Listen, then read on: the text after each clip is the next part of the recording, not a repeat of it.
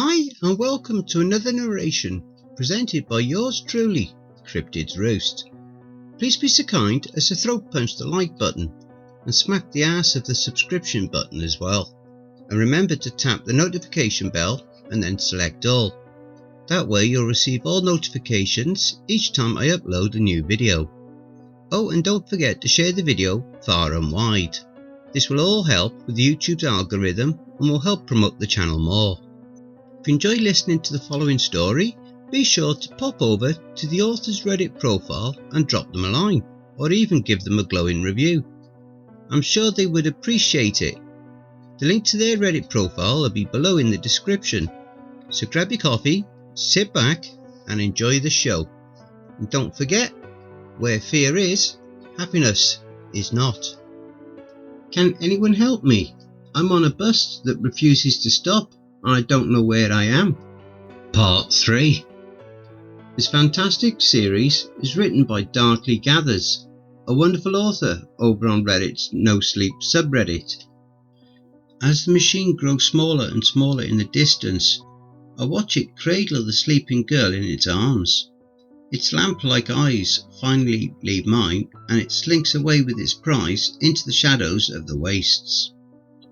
I slowly turn to look back down at the aisle of the bus, stunned and defeated. With a final grunt, Leah brandishes the broken and severed arm of one of the creatures and smacks another through the shattered remains of a window.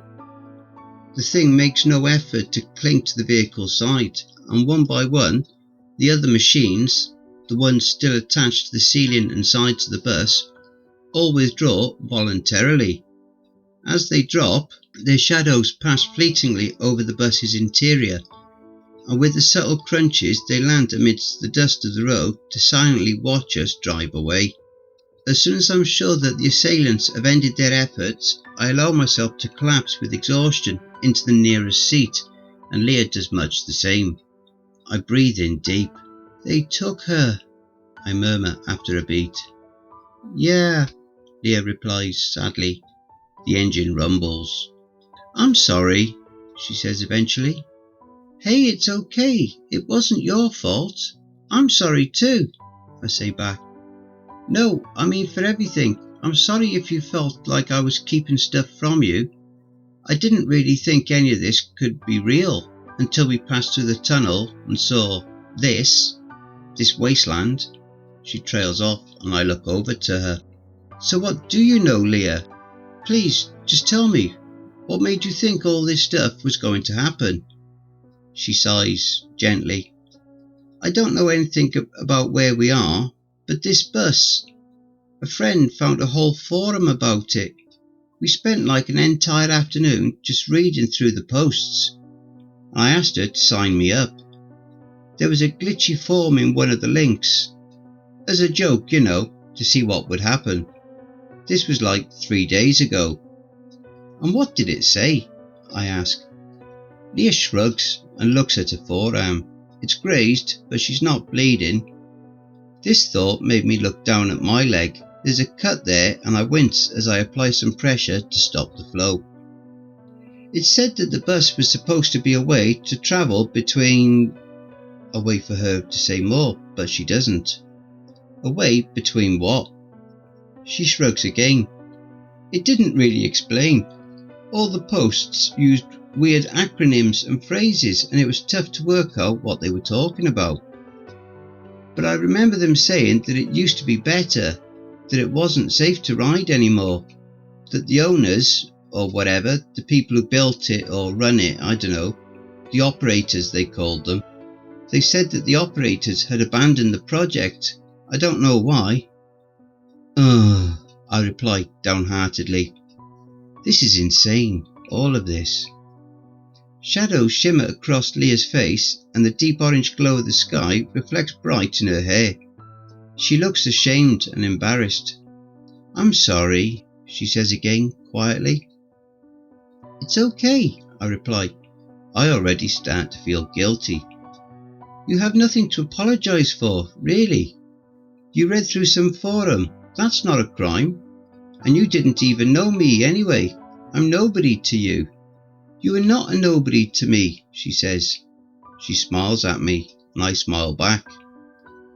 My head drifts lightly in the breeze through the newly crafted holes in the windows, and something shiny draws my eye through one of the bus's front. Our immediate surroundings, it would seem, are starting to change. The ancient road stretches ever onwards, but all around us the derelict remains of the unfamiliar buildings are becoming scarcer and scarcer. The shine through the glass becomes brighter, and I have to shield my eyes. And with little warning, it becomes suddenly clear what it is. The scorched grey plains have been gradually lost beneath great puddles of subtly rippling water. I call it water, but to be honest, I don't know what it is. It could well be oil. Actually, the way it's reflecting the orange of the sky, it seems to mix and merge with curious shades of pink and gold amidst the black. None of the puddles touch the road. They only cover the face of the plains far out in both directions. And as we watch, these bodies of liquid grow larger and larger, deeper too, judging by the liquid's darkness, but it's impossible to tell how far down they might actually go. Lake-like pools in the grey dust stretch on and out, widening further and spilling into each other as the bus travels along down the road. And then the plains are lost altogether. There is only the curious water, flat and shimmering as far as the eye can see. Vast oceans of water and the road. I don't suppose the forums mentioned anything about this, did they? I asked Leah, but she gives me the response I'm expecting. No, she says nervously as she glances from window to window. No, they didn't. We are quiet for a while as the bus follows the path of the road. I can't believe they got the girl, I say eventually, thinking about the sleeping young woman taken right from her seat. I know, but we tried, Leah replies. Her eyes meet mine, and I can tell we're both thinking the same thing. Did we though? Did we really? Do you think she's going to be okay? I ask, and Leah drops my gaze. Yeah, I'm sure, she replies, and the uncertainty in her tone is clear. We both jump as a familiar noise cuts through the quiet rumble of the engine. It's that same sharp buzz from the ceiling at the very front of the bus, right above the windscreen window. The orange light flickers back into life, and that same near indecipherable voice comes muttering through the speakers. Crackled and distorted, the first half of the speech sounds the same. I recognise the cadence, and I think that the word test is there, but I believe the rest of the speech to be different. I think I can pick out another new word. Mirror? I think out loud, and Leah nods. She heard it too. I turn to stare out the left-hand side in thought. I follow the line of broken glass down the edge of the frame until I'm looking down into that thick and oil-like water, quietly rippling in the glow. The road appears to be built into a narrow bridge, one at the water level. The black liquid laps gently at its edge, but it's not entirely black. It can't be, because a shape that is darker still lurks in the depths, an enormous shadow that slithers through the water and beneath the road. I jump to stand at once, but my voice is caught in my throat. Yaz? Leah asks, startled. What is it? I find my words. Quick, look out the window, on your side. She does so, and I move beside her, and we watch the enormous shadow in the deep slither out on the opposite side, a hidden monstrosity. Then it turns and makes to follow the bus, keeping a rough pace with the battered vehicle alongside the road. Oh my God, I say out loud. Leah, if there's anything else you know about this place that you think might be worth mentioning. I don't, I swear. You know as much as I do. And we both watch in terror as the shadow grows larger, rising up to the surface, closer and closer, and with it comes the water itself. With a sound like rain, thick and brutal, the water starts to rise up and away from the surface in a great and enormous wave, a rippling oily wall and the shadow it submerged within it. "What the hell?" Leah begins, but she gets no further. The oil-like substance of the watery wall thunders louder, and as its form starts to steady, it reflects back at us a perfect mirror copy of the bus. I can see myself through the cracked windows. I can see Leah and the driver, all shadowy and strange in the reflection. I raise a hand, and my mirror image does likewise. I lower it again, but my reflection doesn't. My pulse starts to race. I lift my hand again and again, but my reflection remains static. My mind struggles to process this disconnect. Then I slam the hand over my mouth in horror as my reflection of Leah starts to change. The wall ever rises and cascades and crashes through the dark sea and alongside the road, keeping pace. The mirrored Leah starts to warp and change. She falls to pieces before my eyes, and another steps from her skin. It's Courtney, the girl who loves to torment me, my bully from back home. The one I'm convinced signed me up for this hell in the first place. I watch as he strolls the length of the shadowy bus towards my reflection, both of them still grinning. Though I can no longer see my eyes, I can't see Courtney's either. They are sunken back as dark pits into their heads. I tear my gaze away to look at Leah, the real Leah, the one standing beside me. She's staring at the scene in the bus too, though her eyes are quickly darting from left to right, as if she's watching some kind of back and forth. Is she seeing the same thing I'm seeing? I look back to the wave. Except it's not a wave anymore. It's real. A second road has appeared alongside the first. The bus is not just a picture of an oily, watery canvas.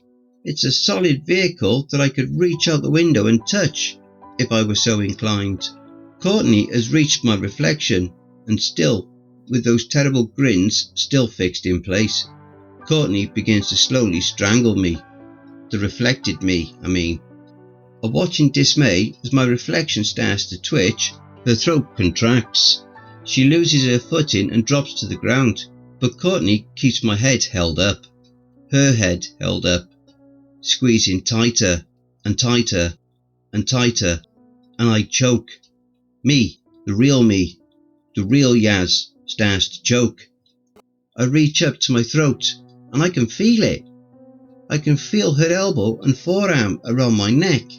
I can feel it. I can't get in any air. I try to push it away, but there's nothing there. I look to Leah, but she's nowhere near me. She's not even looking at me. She's still staring out through the window, eyes wide. Leah, I try to choke out, but I can't. I just can't. I need air! I need air! Now! In the other bus, my mirrored copy is turning from red to blue, still grinning that disturbing smile as she is steadily choked to death. She's barely even fighting back. Why? I mentally scream to her. Why won't you fight back? Black dots begin to flash at the edges of my vision. I start to feel dizzy, except that's a poor word for it really. My brain is struggling to get the oxygen it so desperately needs. I stagger down the length of the bus. With one hand still on my neck, I reach out and fumble for the release of the door, and with a hiss it clanks right open. The breeze that was gusting in through the cracks in the window becomes a roaring rush of wind, and my hair is immediately blown about my face. The mirrored bus is not far away. With a leap, I could make it. I could just jump right over to the vehicle and stop the madness taking place on board. I can barely think, and desperate times call for desperate measures. I only get one shot. Coughing and spluttering, I take a step back and then power forwards, ready to jump across to the neighbouring vehicle. Just as my foot leaves the bus, however, I feel a hand at the back of my collar and another round my waist, and with a crash I'm drawn painfully back inside, landing on the ground with a loud bang. I grab a nearby seat to haul myself up and swivel in anger. Leah! I shout above the twin roars of the wind and the oily rain. I need to get to the other bus. No, Leah replies, gripping my shoulders. You don't. But I'm... I fumble for words. I was going to say I'm choking. But I'm clearly not, am I?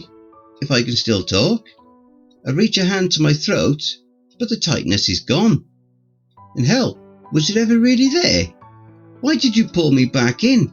I ask the girl, and without speaking a word, she raises her hand and solemnly points over my shoulder. A shiver of cold fear passes through me, and I turn to look behind.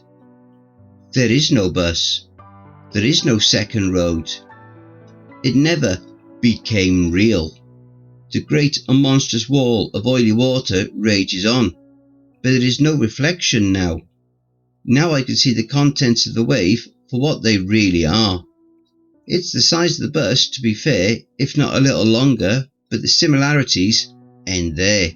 I find myself staring into the great unwatching eye of a soulless metal leviathan, a monster from the depths, all rolling gears and spines and barbs. A blight on a landscape even as barren and joyless as this. It sends a stab of terror right into my bleating heart. The thing is a living engine, twisted brutally into the rough shape of some long-forgotten and prehistoric terror. The clanks of the chains of its mouth reverberate through the water as its jaw distends in the manner of some dark anglerfish. It sends a hiss like the scraping of metal on metal through the water and the air, and for a long and terrible second I think the creature means to strike out from the wave and to try and force his teeth through the open door of the bus, but it does not. Its cracked and glassy eye flashes a quick bright white, then the mechanical plates of its body ripple out and it drops through the wave, back into the waters below as no more than a creeping shadow, and the great wall drops with it. With a loud rush it smacks the surface and is promptly left behind with its oily froth and ripples as the bus speeds on, onwards down the long and empty road. Part 4. I sit back down into one of the seats, wearied, both physically and emotionally. Are you okay? Leah asks me. Yeah, I reply, lying. I take a look at my hands and see that they are shaking. I think about how close I just came to throwing myself right into the jaws of the machine. What would have happened, I wonder, if Leah hadn't pulled me back? At what point would the illusion of the reflected bus and the parallel road have disappeared? Would they have vanished as I was leaping through the air with the rush of the wind against my face? Or perhaps they wouldn't have appeared at all. Maybe I would have suddenly struck the wall of ever-cascading oily murk with a waterlogged scream of surprise, slamming my eyes tight shut as if I suddenly enveloped in that wall-like wave.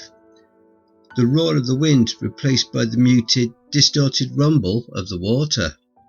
I can almost feel it now, as if I am there, my arms and legs flailing with a sudden change in pressure, panicked into opening my eyes, looking all around me in that wet and bleary darkness, looking for Courtney, for the bus, only to find myself staring into the eyes of the Leviathan, watching as the chains that operate its jaw clink rapidly around and around, as the rows and rows of black barbed shards of teeth stretch out and endeavour to drag me down below into the depths, to tear me to pieces. I let out a sob and Leah squeezes me into a hug. It's okay, she says. You're okay. Look at me, starting to cry in front of a stranger. Pathetic. I force my emotions down and struggle for control. I take a deep breath. Okay, I stammer, then a little louder, as if trying to convince myself. Okay. We sat quietly for a while, looking out to the great vast sea. What did you see, Leah? I ask her eventually. In the wave. She grimaces, then makes as if to speak, but hesitates. You don't have to tell me if you don't want to, I say to her. No, it's okay. I saw my... She hesitates again. My parents and my siblings. The bus was full of them. I'm the best of them. I know it. I work the hardest. I'm the most loyal. She clenches her fists. Which sounds arrogant, I get it. But I have a big family, and most of them don't seem to give a shit about anything at all. And yet, despite all this, my parents barely even acknowledge me. It's infuriating. Makes me feel like I hardly even exist. She looks down at her hands and then squeezes them together. I'm sorry to hear that. Families can be tough. I tell her about Ryan, or Ry as I call him, my brother. He lives with our mom on the other side of town, and the last time I saw him, about a week ago, we had a big falling out. It's unlike us to argue, and it left a real bitter taste in my mouth. What happened? I don't even know, really. I was in a bad mood, and I said something about how he never sticks up for me. Which isn't totally true. He does, sometimes. But he got mad and said that as the older sibling, I should be the one standing up for him. I said that he didn't need anyone to do that for him, because he's so great. And he angrily replied that I don't know shit, that I barely even know him at all. I shake my head. When I recount the argument out loud, it all sounds so dumb. Leah smiles. It seems like you care about him a lot, though. Tell me some of his strengths. I'm glad to do so. I tell her about how brave he is, how he understands people, and his impressive situational awareness. He adapts well, and he adapts quickly, and he's determined, and he's confident. And he's just a fun dude to be around.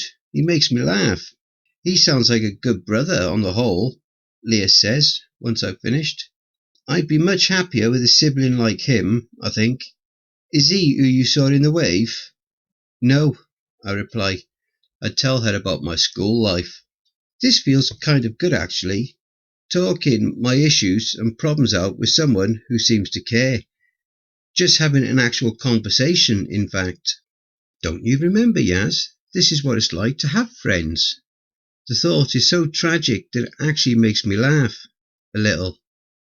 Leah raises an eyebrow at me, but I just shake my head. It's nothing. School can be rough, but I'd be optimistic about the future. People get more empathetic as they get older, I think. All of them. Well, most of them. We shed another small laugh. Something catches our attention out at sea, and we turn to look through the window, the orange light of the sky reflecting and sparkling in the shattered shards of the broken glass. A sign approaches. It stands by the side of the road, the poles extend down into the oily water, and the sign itself seems old and corroded. New Eden, it reads, and below, City 2, 50 miles. Both of these lines of text accompanied by lines of what I'm guessing to be Japanese. Once proudly stamped in brilliant white on a field of vibrant green, the letters are now rather difficult to make out. They are flaked and peeled to the extreme, and the colours have faded and sun-bleached to the extent that the white and green are now almost the exact same shade. Scrawled across it in thick blank paint is the word Yomi. Someone graffitied that. Someone with a brain or a mind made the conscious choice to paint those letters. And it wouldn't have been an easy feat either. The sign lies a good 10 or so feet away from the edge of the road. They'd have to swim to even get to it. The sign whizzes by. Yomi, I murmur. But Leah has no better idea about what it might mean than I. 50 miles, though. That's something that we both recognise at least. Do you think that means we'll be on the water for another 50 miles? Leah asks. I shrug. I guess there's only one way to find out. So we wait. I'm unable to fully relax though. For obvious reasons, of course, but it's much more than that. I'm ever tensed, waiting for that orange light at the front of the bus to buzz mechanically back to life. For the distorted and near impossible to understand, crackly voice to murmur through the speakers, and for some monstrous mechanical terror to rise up from the depths. I think of the shuffling four-legged behemoth I saw far out in the distance right after exiting the tunnel. That thing was colossal, twice as big as the Leviathan at least, though it was difficult to judge its true size based on how far away it was. I looked down into the oily water beside the road, that fathomless darkness, and I wonder how deep down it goes. I wonder what further monsters it could be hiding, what terrors lurk low in the depths, directly beneath us perhaps at this exact moment. I pale and turn my gaze back to the front window. As the murky ocean beneath the perpetually sunset sky rolls by, Leah and I try asking the driver a number of questions to pass the time. We ask where we're going. We ask who programmed him. We ask what happened to the world around us. But each query is met with nothing more than an irritated rap of his newly skinless, wire-exposed knuckles against the "Do Not Talk to Driver" sign by the wheel, or a little glossy route map slammed hastily down on the counter. The only thing that generates a response is a request for sustenance. The crappy little blue bathroom stall at the back has no faucets, only a soap dispenser, and once I tell the driver that we're feeling lightheaded, he actually gets up from his seat. I am aware of a series of little clicks and whirs with his movements that I had not noticed before. Expressionlessly, and the bus still driving, he crouches down and draws out a small plastic crate from beneath his seat. He turns and drops it by the front row of seats, then returns to his original position. Leah and I exchange a look, and we pull back the lid. Inside are some plastic bottles of water. Alongside are some bags of chips, packets of cookies, and some unmarked, sealed cans. It's not exactly much, but it'll do for now. The water especially is a hugely refreshing relief. Leah rubs her chin and looks for the glossy little bus route in her hand as I twist open the bottle's cap and gulp the liquid welcomingly down. It's warmer than I would prefer, but beggars can't be choosers. It's fine. I can't read this, Leah says eventually, after checking through the whole thing, waving it in the air. I think it's in Japanese too. I remembered that I still have a copy of the route in one of my pockets, and I'm pretty sure it was in English.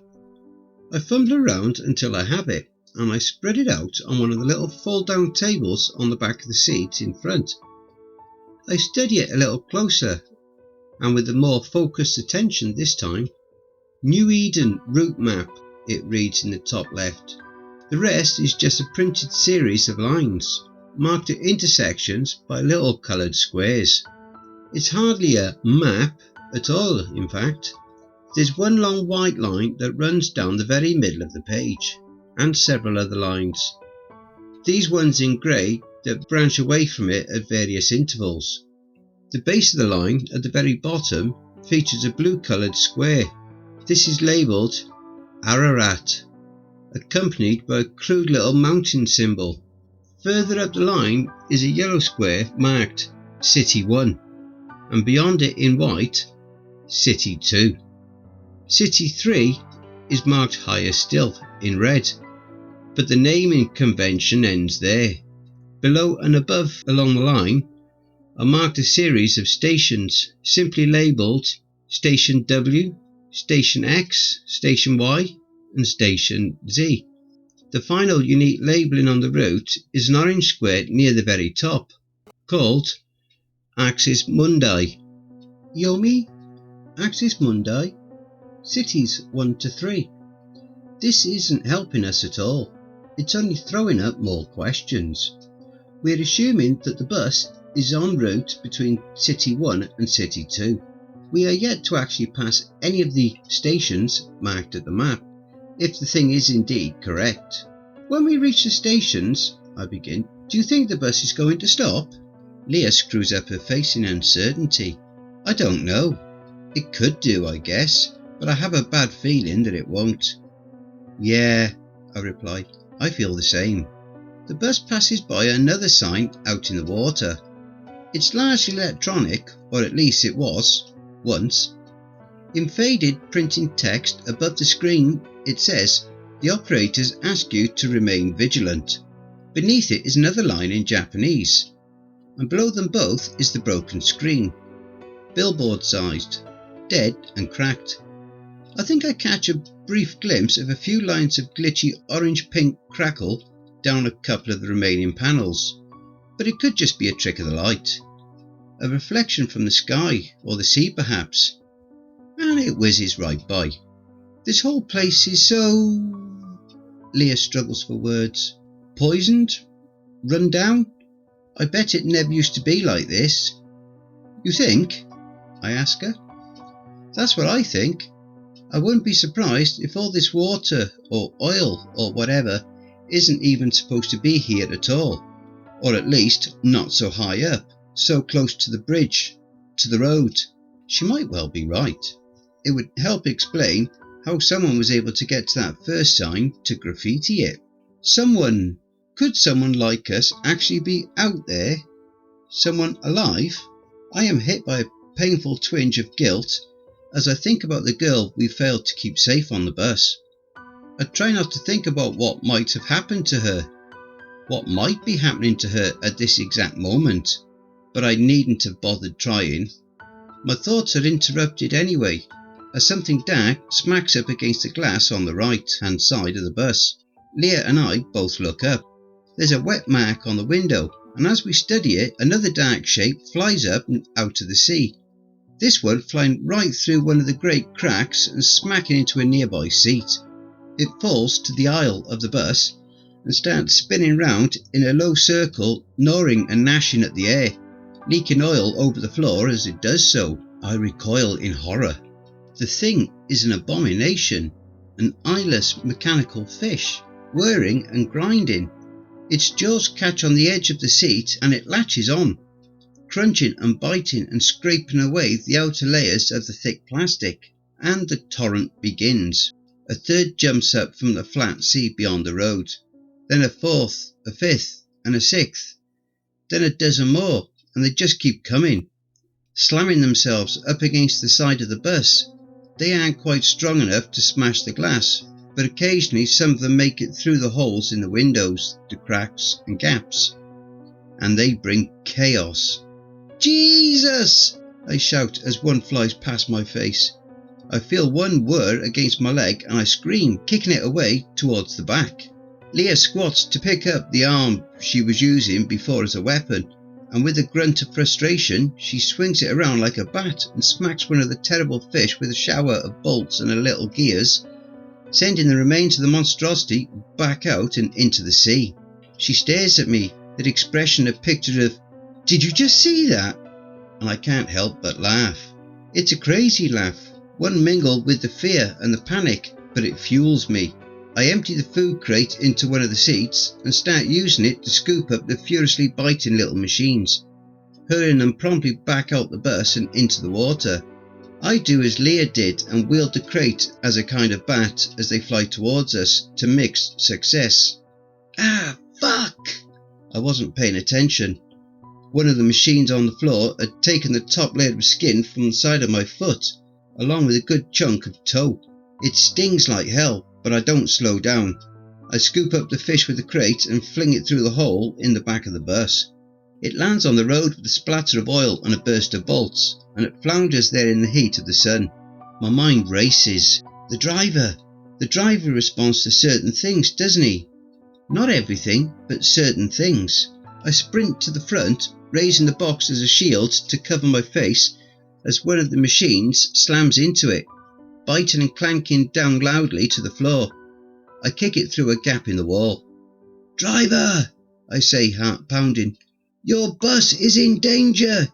If you don't do something now, the passengers inside are going to get seriously hurt." To emphasise the point, I reach down a hand and wince as I press it up against my foot, then show the driver the bloodied palm. He never takes his eyes off the road, but I think he gets the message. He adjusts his stance and knocks the bus down a gear, and the engine roars as the vehicle accelerates. I stumble where I stand and look out the window. We've definitely increased our speed, but it's not by enough. The nightmarish contraptions keep coming. More of them miss now, but there are still those that smack into the bus's walls. and there are those that make it through. Leah ducks as one comes whirring through a window and over the top of her head. One of the biting and writhing machines lands right near our food, and I quickly grab it by the tail, it's heavier than it looks, and fling it back out through one of the windows, before it has a chance to tear our remaining supplies to shreds. My hands, when I look at them, are covered in oil. Bleh! Gross! But the real worry is the fact that I don't know what the fluid is. It could be oil, but I don't know what microorganisms or germs might make up the scum of the Black Sea.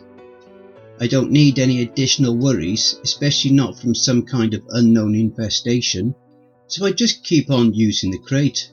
The poor quality weapon, that is. I keep using it, and I keep using it until it is broken and snapped into useless shards. Leah and I keep fighting away the monstrous fish-like machines, though she is better at dodging them than I. She is more aware of where they are on the bus. We defend ourselves for another 20 long and exhausting minutes, the time it takes for the bus to finally clear the bridge and return to the grey-black wastes of the desolate land. I never thought I'd feel this way, but I'm actually relieved to see it. My feet sting like hell, and as I finally collapse into a seat to catch my breath, I wince as I look down at them. Bruised and scarred, chunks of shoe are missing, and across the skin there are pinpricks and trickles of blood. "Are you okay?" Leah asks, leaning across from her own seat to put a hand on my knee. She's gotten off much lighter than I. I try for a reassuring smile. "Yeah, I'm all good, thank you." She looks down at my legs and frowns. She grabs one of the bottles of water and starts to gently pour a trickle of water over each ankle. "Leah, don't, that's our only water." "I know, please, I won't use much." I let her do it. I look out the windows at our surroundings. It's flatter here than it was before. Grey-black sand extends far out across the plains, a dark and empty desert. Well, not entirely empty. Less rock here than the previous stretch of land, less evidence of once proud buildings, but there are lampposts, or the remains of such. They stand at irregular intervals, suggesting that not all of them have survived, and the bases are all buried beneath the sand. Some border the road, but obviously they stretch out in lines across the desert, marking paths that no longer exist. We must have passed at least 50 before I see one that still works. And I use works in the looser sense of the term. My eyes follow it as it passes us by, flickering faintly in white. "Yaz, check it out!" Leah tugs my sleeve, and I turn to look through the front window, leaning forwards in my seat. The most intact building I've seen so far lies ahead. It has been scorched pretty much entirely black and stands at about 2 stories tall. To be honest, it could have been taller once. Next to this building is a pile of rubble, of broken machinery and parts, stacked high into an impassable tower.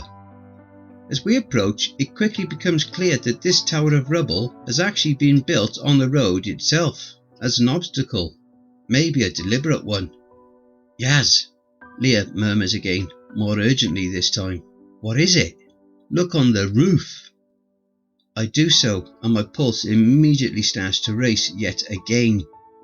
This is relentless. A human man has appeared from the shadows and paces forwards and backwards on his perch. I can't make out any of his features from this distance, but he wears a long brown and oil-stained coat. He's watching us. He's watching the bus. "Should we do something?" I ask. "Should we alert the driver?" But Leah doesn't know, and the time passes. Our decision is made for us. The tower of rubble and broken machinery draws closer and closer. For a terrible moment I expect the driver to keep pace, or to even accelerate and to try and smash right through it, but he doesn't.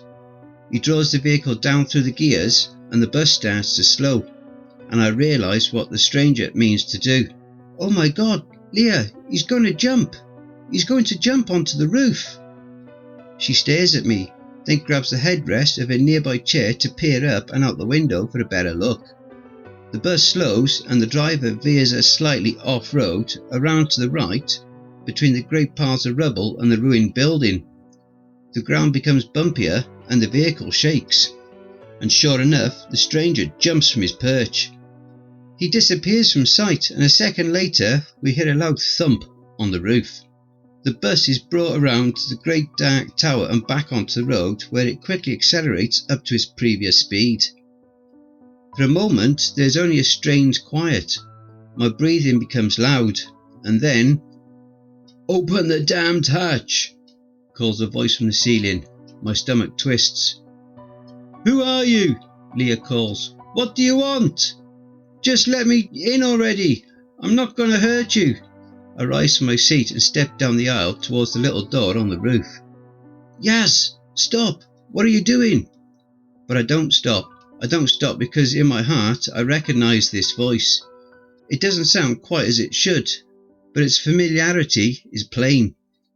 I stand on a chair and reach up to turn the latch, and the ceiling door slides open with a clank. A dusty brown boot pushes hastily through, and then another.